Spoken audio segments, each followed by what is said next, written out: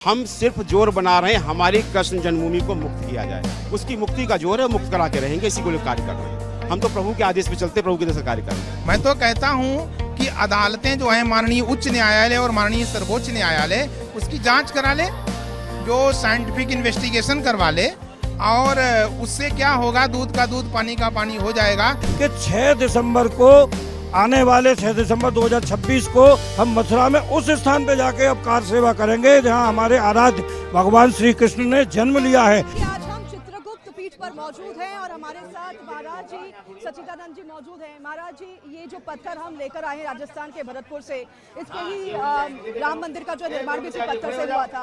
अब इस पत्थर को हम यहाँ लेकर आए हैं, इसके पीछे उद्देश्य क्या है और ये कार्यक्रम का आयोजन भी किया गया है, इतना भव्य कार्यक्रम? देखिए, पत्थर कार तो बाद में होगा। आज शंखनाद कर दिया है हम लोगों ने 6 दिसंबर का। 6 दिसंबर को कार सेवा जो आज स्थगित की गई थी, उसकी घोषणा स्थगित उसका हो गया। उस कार्य को लेकर हम लोग आगे बढ़ रहे हैं। 6 दिसंबर को हम लोग कार सेवा की तैयारी करने लग गए। जिस तरह से राम मंदिर जब बनाया गया, निर्माण जब हुआ उसका, तब कार्यशाला बनाई गई थी, क्या उसी के तर्ज पर भी कार सेवा और कार्यशाला बनाकर तराशने का काम पत्थर का शुरू होगा? बिल्कुल, सब कुछ वही होगा। सब संत महापुरुषों से हम 4 महीने का समय है, सबसे विद्वत मिलेंगे, आशीर्वाद लेंगे, उनकी आज्ञा लेंगे और आज्ञा लेने के बाद जैसे आज्ञा मिले कार्य किया जाएगा। लेकिन 6 दिसंबर को कार सेवा निश्चित हो गई कि 6 दिसंबर को कार सेवा की जाएगी। लेकिन अभी भी विचाराधीन है ये पूरा मामला, तो इसके पीछे क्या उद्देश्य है? हम इस तरह से जो है कार सेवा अभी से शुरू कर रहे हैं। हमने न्यायालय को एक पत्र लिखा है, ज्ञापन दे रहे हैं माननीय महामहिम राष्ट्रपति महोदया को और माननीय चीफ जस्टिस के लिए कि आप इसमें फास्ट ट्रैक कोर्ट बनाएं, शीघ्र निर्णय आए। अगर नित्य सुनवाई होगी, क्योंकि इनके पास कोई साक्ष्य नहीं है, दूध का दूध पानी का पानी केवल 1 महीने के अंदर हो जाएगा, हमें साथ कार सेवा करने की जरूरत भी नहीं पड़ेगी। इसलिए हमने उसकी मांग भी की है। 4 मांगों के साथ हम उनको पत्र भी भेज रहे हैं। मुस्लिम पक्ष ने तो साफ तौर पर कहा है, वर्शिप ऑफ एक्ट 1991 का तर्ज उन्होंने दिया है कि 1947 के पहले जो भी वर्शिप के प्लेसेस बनाए गए हैं तो उसमें बदलाव नहीं हो सकते। ये कानून काला कानून है हिंदुओं के लिए, सनातनियों के लिए और हिंदू धर्म के मंदिरों के लिए। इसलिए इस कानून की समाप्ति की भी मांग आज की गई है। वर्शिप 1991 जो हवाला देकर हर बार उसको बाधा डाला जाता है, उन बाधाओं से मुक्त करने को, इस कानून को मुक्त कराने का कार्य किया जाएगा। सभी संतों को, जो हिंदू संगठन के लोग हैं, जो हिंदू लोग हैं, वो बहुत समय से भी उम्मीद रख रहे थे कि अब ये निर्माण मंदिर का होगा और बहुत ही बड़े स्तर पर होगा। उनसे क्या अपील करना चाहेंगे? बस उन्हीं की आस्था को लेकर, हमारा उनका भाव लेकर हमने ये कार्य को प्रारंभ किया है। इस कार सेवा के माध्यम से इस कार्य को किया जाएगा। क्या लगता है हिंदू के पक्ष में आएगा ये? निश्चित आएगा, क्योंकि उनके पास कोई साक्ष्य नहीं है, उनके पास एक भी कागज ऐसा नहीं है। वो जिस 1968 के हवाला देते हैं वो सब फर्जी है। बाकी ना उनके बिजली का बिल, ना पानी का बिल, ना नगर निगम का, ना ही उनके लिए जो अभी रेलवे ने मुआवजा दिया, कहीं पर वो खड़े नहीं हो सकते। उन पर कोई साक्ष्य नहीं है, वो तो निराधार हो जाएगा। इसलिए तो सुनवाई हो जाए ना। फास्ट ट्रैक की मांग इसीलिए की है और वर्षिप 1991 की समाप्ति इसीलिए बात की। बस संदेश देना चाहते हैं आपके चैनल के माध्यम से सभी कृष्ण भक्त 6 दिसंबर को जो है भगवान श्री कृष्ण की जन्मभूमि मुक्त कराने के लिए जो है मथुरा की ओर कूच करें। और न्यायालय से कहना चाहेंगे कि 6 दिसंबर से पहले अपना निर्णय सुना दें, क्योंकि फास्ट ट्रैक कानून अगर बन जाता है, नित्य सुनवाई होती है, तो मात्र 30 दिन के अंदर फैसला आ जाएगा, क्योंकि इनके पास कोई साक्ष्य नहीं है जिसके आधार पर ये न्यायालय में खड़े हो पाए। एक सवाल और आपसे पूछना चाहूंगी, क्या इसका कानूनी आधार है? जिस तरह से अभी हम ये कार सेवा कर रहे हैं शुरू और ये जो आयोजन कर रहे हैं, क्या प्रशासन पे, सरकार पे किस तरह से जोर बनाने का प्रयास है? देखिए, हम किसी पे जोर नहीं, हम सिर्फ जोर बना रहे हैं हमारी कृष्ण जन्मभूमि को मुक्त किया जाए। उसकी मुक्ति का जोर है, मुक्त करा के रहेंगे, इसी को लेकर कार्य कर रहे हैं हम। गया है ये जो पत्थर है उसे भी मंगवाया गया है राजस्थान से और इसी पत्थर से राम मंदिर का भी निर्माण हुआ था। क्या इसके पीछे उद्देश्य है, क्या विजन है? देखिए, विजन कम्प्लीटली क्लियर कट है। हम भगवान योगेश्वर कृष्ण का भव्य और दिव्य मंदिर बनाना है। जो 500 साल का वेटिंग के बाद में हमें वो चांस मिला था भगवान राम जी का मंदिर को बनाने के लिए, वो हो गया। और सेम टाइम पे लास्ट 30-40 ईयर समथिंग से पॉलिटिकल का शिकार होने के कारण से हमारा कृष्ण जन्मभूमि में केस दब गया था, जो कारण से डेट टाइम से लास्ट 2-3 ईयर समथिंग से वो इशू बना और अभी वो फॉरवर्ड से हो रहा है। परंतु हमारा एक मेन व्यू है कि कोई भी एंगल में ना हम तोड़ेंगे ना किसी को मोड़ेंगे, क्योंकि सनातन अहिंसा का धर्म है। वेद कहता है दूसरों को लेकर चलना, दूसरों को मार कर नहीं। ना कोई धर्म का विरोध, ना कोई जाति का विरोध, सनातन सबकी एक एक वटवृक्ष रूप में, ना हम वो मस्जिद तोड़ेंगे। हमारा कॉन्फिडेंस है भगवान योगेश्वर कृष्ण के ऊपर में और हमारा सुप्रीम कोर्ट हमारा गवर्नमेंट के ऊपर में, वो जरूर चांस दिलाएंगे। और 6 दिसंबर को वो टाइम जो फाइनल किया गया वो जरूर हमारी सारे सनातनों के लिए, सारे अवधूत ब्रह्मांडों के लिए, सारे संत समाजों के लिए जरूर चांस दिलाएगा। हमारे योगेश्वर कृष्ण के लिए भव्य और दिव्य मंदिर बनेगा। और मंदिर का चांस जब आएगा, आज जो शिला पूजन हुआ है वो भगवान का कृपा होगा तो जरूर वो मंदिर में शिला व्यवहार होगा। आपको लगता है कि हिंदुओं के पक्ष में ऑर्डर आएगा?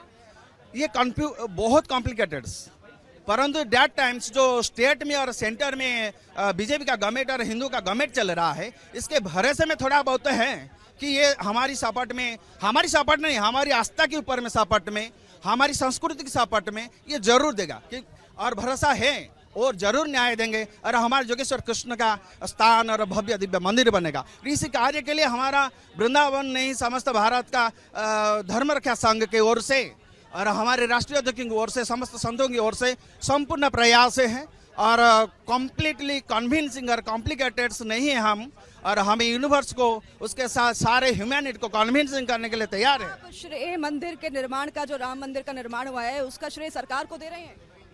सरकार को तो कहीं पे न कहीं डायरेक्ट इनडायरेक्ट मिलेगा, क्योंकि कहीं पर वो सरकार का अवदान बिना कंक्लूज नहीं होने के बिना नहीं हो पाएगा, जरूर मिलेगा। परंतु हुंकार जनरल पर्सन ग्रास टू आसमान तक लोगों को ही ज्यादा मिलेगा जैसे राम मंदिर का मिला।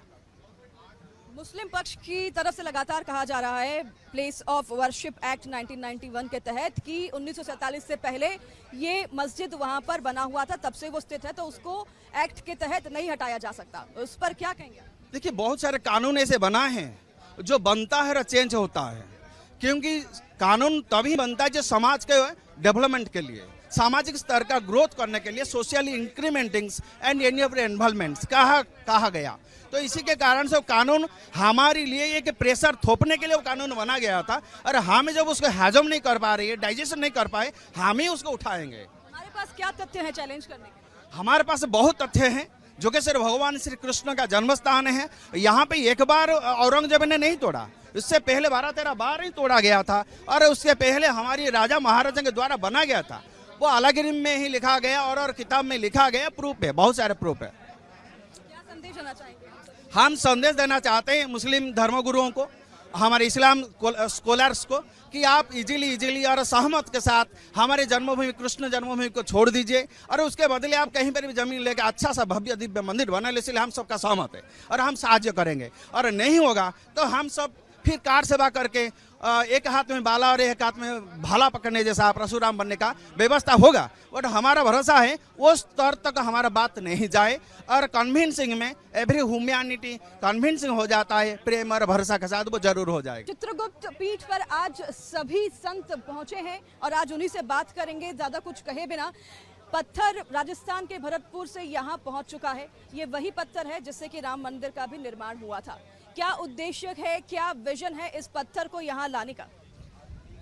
ये आपके नज़र में पत्थर होंगे, लेकिन हमारे नज़र में हमारे भगवान श्री कृष्ण के लिए एक दिव्य भव्य मंदिर बनने का ये कार्य होगा। और ये केवल पत्थर नहीं है, ये सोने चांदी हीरे मोतियों से भी बढ़ करके हैं, क्योंकि इसी की आधारशिला पर भगवान श्री कृष्ण का भव्य दिव्य मंदिर बनेगा। जिस तरह से अयोध्या में भगवान श्री राम का मंदिर बना हुआ है, उसी तर्ज पे बनेगा। और हमारा जो आज इस चित्रगुप्त पीठ के द्वारा एक संदेश पूरे भारत में पूरे सनातनियों को दिया गया, वह संदेश केवल इतना है कि हम 26 दिसंबर जिसे शौर्य दिवस के रूप में 6 दिसंबर जिसे शौर्य दिवस के रूप में हमारे सनातनी मनाते हैं, उसी प्रकार से मथुरा में भी एक दिव्य भव्य मंदिर के निर्माण के लिए हम लोग जो वहां पर ईदगाह खड़ा हुआ है, उसकी एक एक ईंट अयोध्या के तर्ज पे उखाड़ कर जमुना जी में विसर्जित करेंगे। या तो सरकार हमारी बात माने या कोर्ट के द्वारा फाइनल करे, और नहीं तो 6 दिसंबर आर और पार होगा।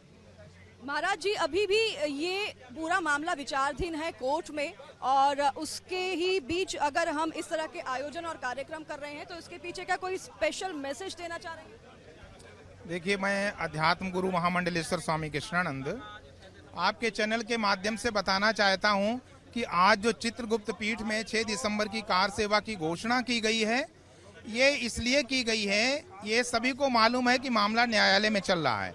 कानून को हाथ में लेने के लिए नहीं, बल्कि जो अदालतें हैं, जो माननीय उच्च न्यायालय है, उसका ध्यानाकर्षित करने के लिए ये घोषणा की गई है, ताकि उच्च न्यायालय जो है एक तो सर्वे का आदेश दे वहां पर, दूसरा जो वर्शिप एक्ट है 1991 उसको निरस्त करने का आदेश दे, और दूसरी बात 6 दिसंबर की घोषणा इसलिए है जो सनातनी हिंदुओं को जागृत करने के लिए। 6 दिसंबर ही क्यों? क्योंकि 6 दिसंबर को घोषणा की गई थी रामलला के मंदिर के लिए, जहां पर दिव्य भव्य आज रामलला विराजमान है। सनातनी हिंदुओं के लिए 6 दिसंबर बहुत ही शुभ है, मंगलकारी है। इसलिए हम सभी लोग कृष्ण मंदिर के लिए भी चाहते हैं कि 6 दिसंबर को हम लोग कार सेवा करेंगे, लेकिन कानून का पालन करते हुए करेंगे और माननीय अदालत के निर्णय का ध्यान रखते हुए, क्योंकि हम लोग जो हैं वो माहौल को बिगाड़ने वाले लोग नहीं हैं, हम लोग अदालतों को मानने वाले लोग हैं, इसलिए यहाँ पर एक घोषणा की गई है। आपको लगता है कि हिंदू के पक्ष में एक बार फिर से कोर्ट फैसला सुनाएगा? देखिए, कोर्ट को फैसला सुनाना ही चाहिए। जैसे राम मंदिर में हिंदुओं के पक्ष में कोर्ट ने फैसला नहीं सुनाया है, बल्कि सत्य के पक्ष में फैसला सुनाया है। हमारे वेदों में, शास्त्रों में, पुराणों में, उपनिषदों में एक नहीं सैकड़ों ऐसे साक्ष्य हैं, प्रमाण हैं, और यहाँ तक कि मुस्लिम पुस्तकों में भी, मुस्लिम पुस्तकों में आलमगीरी वगैरह में तमाम प्रमाण हैं कि यहाँ पर भगवान श्री कृष्ण का मंदिर था। और हमारे शास्त्रों में बताया गया है कि भगवान श्री कृष्ण के प्रपौत्र वज्रनाभ जी ने आज के 5000 वर्ष पहले यहाँ पर दिव्य भव्य कृष्ण मंदिर बनाया था, जिसको 3-4 बार तोड़ा गया। लास्ट में ये औरंगजेब के द्वारा तोड़ करके यहाँ पर शाही ईदगाह बनाया गया है। ये वही स्थान है जहाँ पर भगवान का गर्भगृह है। इसलिए जो कुकर्म विदेशी आक्रांता औरंगजेब ने किया, उस कुकर्म पर से दावा छोड़ देना चाहिए मुस्लिमों को और हिंदुओं को सौंप देना चाहिए। महाराज, मुस्लिम पक्ष के द्वारा भी लगातार ये कहा जा रहा है कि प्लेस ऑफ वर्शिप एक्ट 1991 के तहत 1947 के पहले जो भी वर्शिप प्लेसेस बनाए गए हैं उसे अब नहीं हटाया जा सकता, और ये जो डील हुई थी ये भी हिंदू संगठन, हिंदू के ट्रस्ट जो है उनके और मुस्लिम के जो ट्रस्ट है उनके बीच में हुई थी, तो फिर अब इस पर आपत्ति? नहीं, वो गलत बात बता रहे हैं।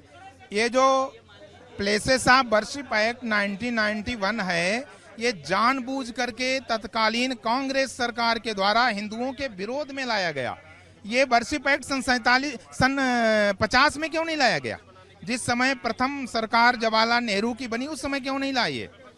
अरे तुम लोग चाहते हो कि जो हमारे प्राचीन मंदिरों को तोड़ करके मस्जिदें बनाई गई हैं वो हिंदुओं को न मिल पाए, इसलिए ये वर्शिप एक्ट है।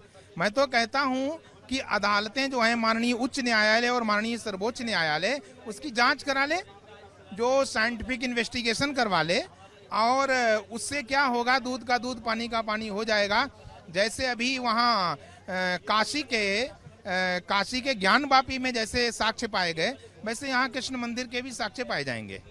ज्ञानवापी मंदिर हो या फिर भोजशाला हो या फिर राम मंदिर हो, हर ऐसे मंदिर में जो है अब इस तरह का जो है आदेश अब हम वेट कर रहे हैं कि आए, और हर मंदिर पे हिंदू संगठन जो है, हिंदू के जो लोग हैं और जो संत समाज है, वो ये उम्मीद कर रहे हैं कि इस तरह का आदेश एक बार फिर से हिंदुओं के फेवर में कोर्ट से आएगा। लेकिन मुस्लिम पक्ष भी लगातार चैलेंज कर रहा है, जैसे कि आपको पहले भी बताया। मुस्लिम पक्ष के पास में कोई प्रमाण नहीं है, मुस्लिम पक्ष के पास में कोई साक्ष्य नहीं है, वो उसको लटकाए हुए हैं 1991 का सहारा लेकर के, और ये साजिश थी कांग्रेस सरकार की। इसीलिए वो वर्शिप एक्ट 1991 लाए, ताकि हिंदुओं के जो उनके आराध्य राम और कृष्ण और शिव के जो मंदिर हैं, उनको क्या मैं उनका मक्का मदीना में जाकर के क्या वो लोग हमें इजाजत देंगे वहां पर मंदिर बनाने की?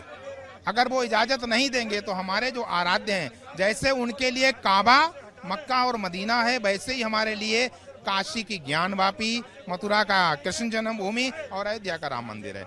हम उसमें कोई समझौता नहीं कर सकते। ये कार्यशाला कब शुरू होगी? पत्थर को तराशने की कार्यशाला कब शुरू होगी? पत्थर आ चुके हैं यहाँ चित्रगुप्त पीठ पर, और इसकी जो है कार्यशाला प्रारंभ आज से हो गई है, आज से इसका शुभारंभ हो गया है, और अब ये कार्य रुकने वाला नहीं है।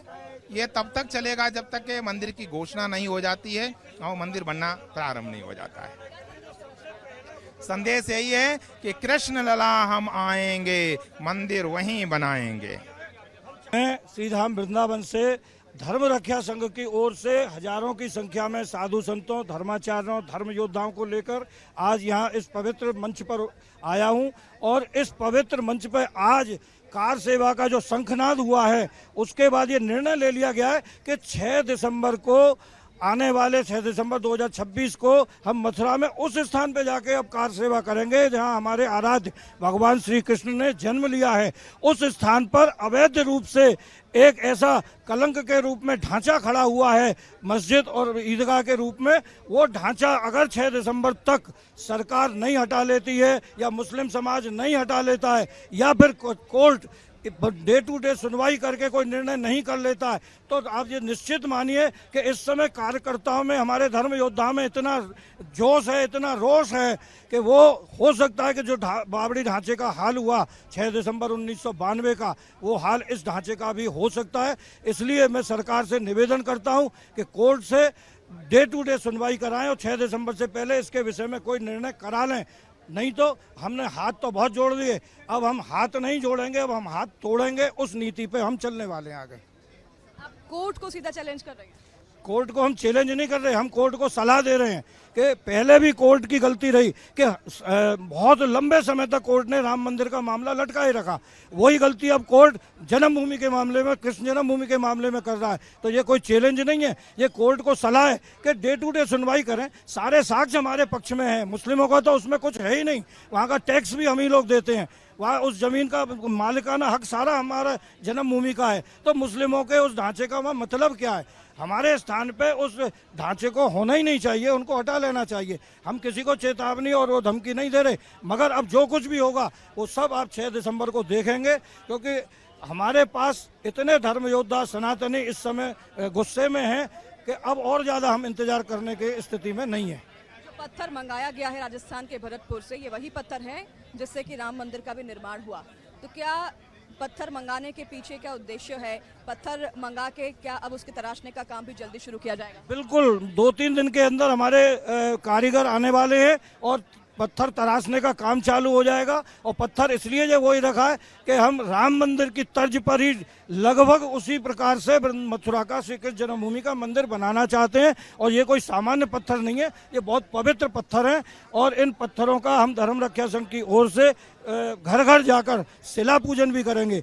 एक हम यहाँ से शिला बना के ले जाएंगे, घर घर, गांव गांव, गली गली, सभी जगह इसका पूजन भी होगा। और उसके बाद में हमारा कार्य 6 दिसंबर के बाद भगवान श्री कृष्ण की जन्मभूमि पर प्रारंभ हो जाएगा। गुलाबी पत्थर के तराशने के लिए क्या कोई कार्यशाला बनाई गई है? हाँ, हमारे यहाँ पे बहुत बड़ी जगह है, चित्रगुप्त आश्रम में बहुत बड़ा स्थान है, तो यहीं पर कार्यशाला हमारी बनेगी और यहीं हम इस पत्थर को तराशने का काम करेंगे। इस बीच अगर कोर्ट का कोई आदेश आता है, रोक लगाने को लेकर प्रशासन का कोई आदेश आता है, तो फिर क्या रुख रहेगा संत समाज का? देखिए, जो कोर्ट का आदेश मानने के लायक होगा, जिसको आसानी से माना जा सकता है, उस आदेश को हम निश्चित रूप से मानेंगे और कोर्ट का हम सम्मान करते हैं। मगर जिस प्रकार ये वर्शिप एक्ट 1991 जैसा कोई अगर फिजूल का आदेश आता है तो हम उसके लिए जेल जाने को तैयार हैं, मगर कोर्ट का आदेश गलत अगर हमारे हिंदुओं के खिलाफ आता है तो हम नहीं मानेंगे। क्या आपको लगता है कि हिंदू के पक्ष में आएगा आदेश? बिल्कुल आएगा, क्योंकि उनका कुछ है ही नहीं वहाँ। जो कुछ भी है, आज आप जाके देखिए, टैक्स के कागज देखिए, आज भी जन्मभूमि मथुरा टैक्स देती है। वहाँ का वो जन्मभूमि उसकी मालिक है उस जगह की, वहाँ मुस्लिमों का कुछ है नहीं। और आपको ये और बता दूं कि ये नमाज भी इनकी अब होने लगी है, पहले इसमें नमाज भी नहीं होती थी, ये जगह पूरी खाली पड़ा रहता था। और बाद में कांग्रेस सरकार ने जानबूझकर यहाँ नमाज कराना शुरू किया, तो इसलिए ये जगह विवादित हुई, वरना ये हमारे हिंदुओं के कब्जे में ही थी। है कि इस बार बीजेपी सरकार अगर है तो फिर आपके पक्ष में आदेश आ सकता है? देखिए, बीजेपी सरकार से हमें कोई लेना देना नहीं है, क्योंकि बीजेपी सरकार तो एक दायरे में रह के ही हमारी मदद करेगी। आज भी आपको बता दूं, मेरा नाम सौरभ गौड़ है, मेरे पास में 2 तरीके से नोटिस आए। मथुरा से एक नोटिस अलग आया था पुलिस का, और वृंदावन की पुलिस का नोटिस अलग आया कि मैं इस कार्यक्रम में भाग नहीं लूं। मगर मैंने उस नोटिस की कोई परवाह नहीं की। मैं अपने साधु संतों के, धर्माचार्यों, धर्म योद्धाओं के साथ इस मंच पे आया हूं। अगर प्रशासन चाहे मुझको गिरफ्तार करना तो कर सकता है, मगर नोटिसों की और सरकार की हमें इस बात में परवाह नहीं है। सरकार हमारा संग देगी, ऐसी हमें कोई उम्मीद भी नहीं है। क्या अपील करना चाहेंगे आप हिंदू समाज से, साधु संतों से? भाई हिंदू समाज को हम ये चाहते हैं कि हिंदू समाज एकजुट हो, हम संगठित होंगे, एकजुट होंगे, तभी जैसे हमने राम मंदिर बनाया ऐसे हम श्री कृष्ण भगवान का मंदिर बनाएंगे। और इसके बाद 40,000 मंदिर हैं पूरे भारतवर्ष में जो मुस्लिमों ने हमारे मंदिरों को तोड़ के मस्जिद बनाई हुई हैं। हमें वो सारे मंदिर चाहिए वापस। हम एक भी मंदिर अपना अब मुस्लिम समाज के पास नहीं छोड़ सकते। जो मंदिर हमारा है, हिंदुओं का है, वो हिंदुओं को मिलना ही चाहिए। और इसकी शुरुआत हो चुकी है। शुरुआत तो हो चुकी है, आप देख रही हैं, संभल में भी देख रही हैं, यहाँ भी देख रही हैं, भोजशाला में भी आपने देखा।